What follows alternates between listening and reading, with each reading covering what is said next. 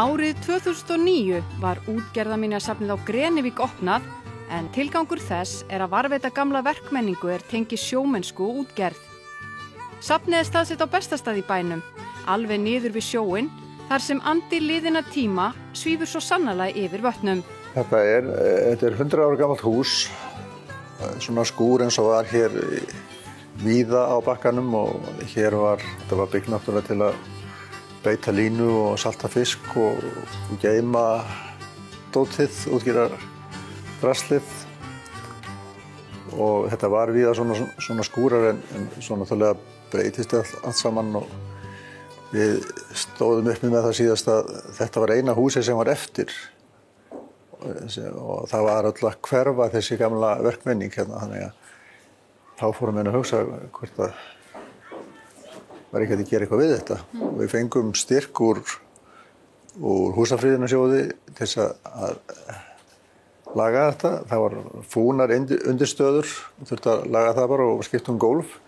En allt annað bara nákvæmlega eins og það var fyrir 100 árum. Já. Og þegar var búið að gera við húsið, þá náttúrulega kom spurningin, ekki að gera eitthvað með þetta hús. Og endurinn var að við fórum að safna bara gamlu dóti frá þessari útgerð hérna og gerðum úr þessu safn.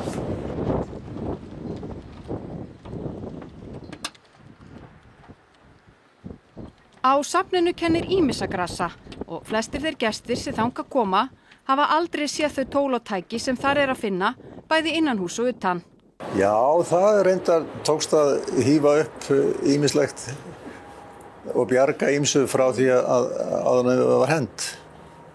Þetta flest allt munir hérna frá Grenivík? Þetta eiginlega allt saman. Það langmest af þessu fylgdi bara húsinu. Það var hérna.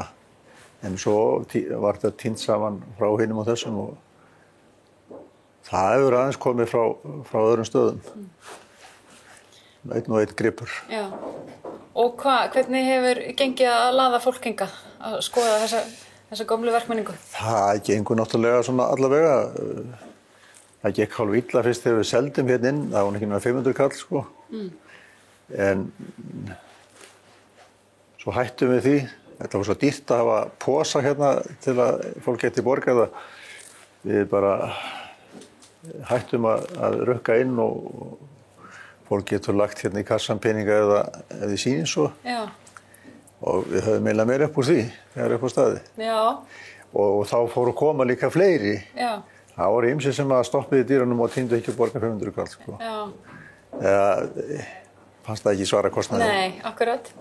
En gestkaupt hérna þá? Núna eftir að vera frítt á safni? Já, það hefur. Já, það reyndi að koma ótrúlegt stökk í fyrra. Ég hitti fyrra að komi hér 600 og eitthvað manns. En í fyrra þá fór þetta upp í 1400 í COVID-vesinnu. Já. Og það var eiginlega allt saman Íslendingar. Íslendingar, já. Mjög fáir útlendingar, en þeir voru svona heldur fleiri minni mig áður en að faraldurinn kom. Já, einmitt. En hvað finnst fólki svona merkverðast hérna á safninu? Já, sennilega bara merkilegt að þetta skuli vera til og auðvitað flestir sem koma hérna hafa aldrei séð neitt þessu líkt, sko. Svona drast sem að nota við línuútgerð fyrir 100 árum. Við báðum Björnum að velja einn hlut á safninu til þess að sýna okkur nánar og hann valdi allra minnsta hlutin á safninu, en þó hluturinn sé ekki stór, þá hefur hann sögu að geyma.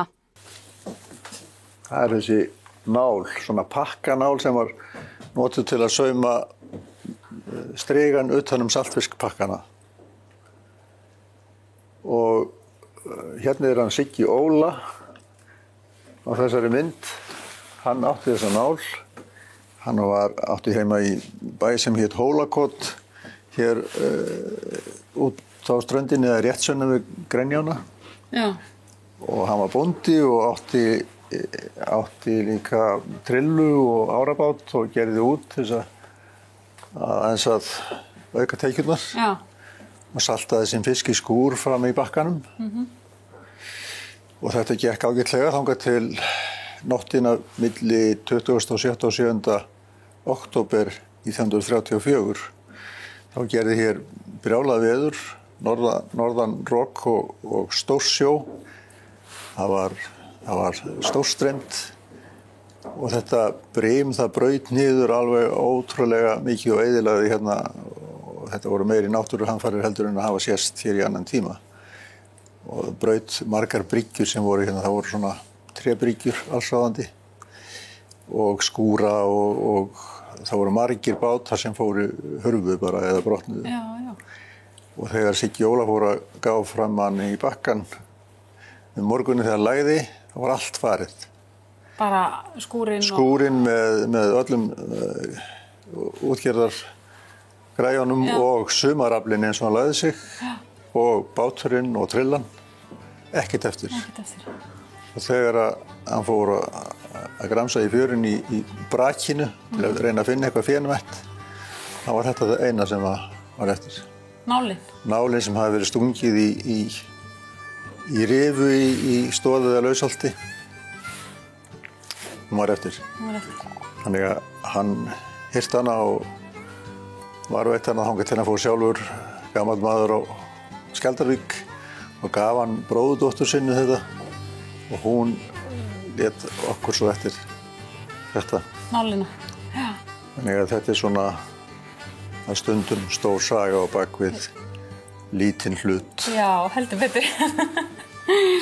Takk fyrir að deila þessari sögu með okkur og ég bara hvet alla til að koma við hérna á safninu hjá okkur. Já, það er gott. Það er opið alla daga, ekki? Það er opið alla daga. Og fritt inn. Já, já. Takk kærlega fyrir að taka á móti okkur. Sömuleiðis.